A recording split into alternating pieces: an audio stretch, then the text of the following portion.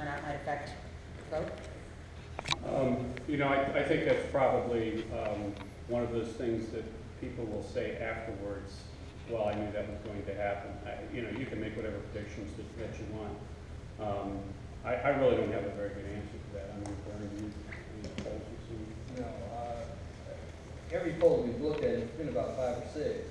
All have indicated that this has the potential to win. So I don't know. There's a lot of pundits think that what happens if more of the Republican base turns out of more Democratic base because of issue 3. How would that affect the outcome on issue 1? We just don't know. There's just too many variables to determine that at this time. I will say that across the state, in all of the various factors, it's uniformly supported.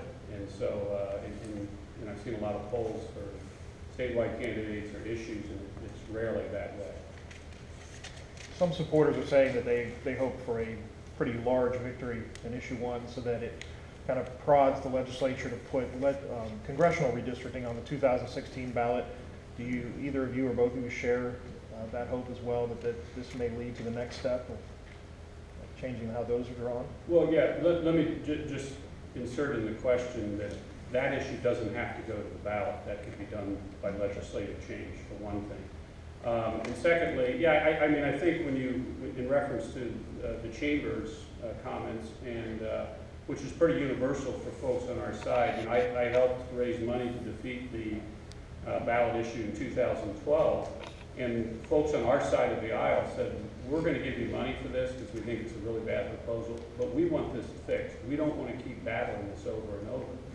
And he's probably too polite to say it that way, but that was the message that I heard. And so I think that that's an issue that needs to get resolved also. And what, as Vern and I talked about this last fall, we knew these were two separate, very complex issues, and really to pass them, they had to be separated. So that's what we did with this.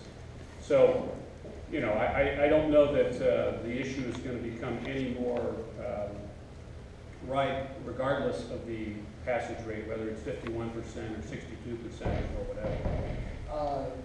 You have to recall that this reform issue, the concept, has been on the ballot 3 times. So we decided a strategy, and we think it will be successful. And we're just hopeful that it will pass.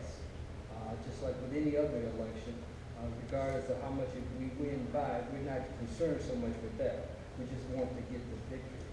And the victory itself will send a signal to legislators and other pundits that this is something that the public is interested in making a change in the interest of the public.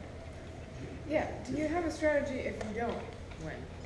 Or are you preparing one? I'm not preparing strategies. No, I mean, I think it's, obviously it's for folks who are currently in the legislature and not just folks in the legislature, because the parties, the interest groups, all of these folks, I think want the issue resolved. And that was really, as Representative Sykes and I talked about this last fall, is, look, somebody's got to do something about this. Let's start on the process. But, you know, all decisions are made based on the facts that people know at the time. So we'll have another new fact on November 4th.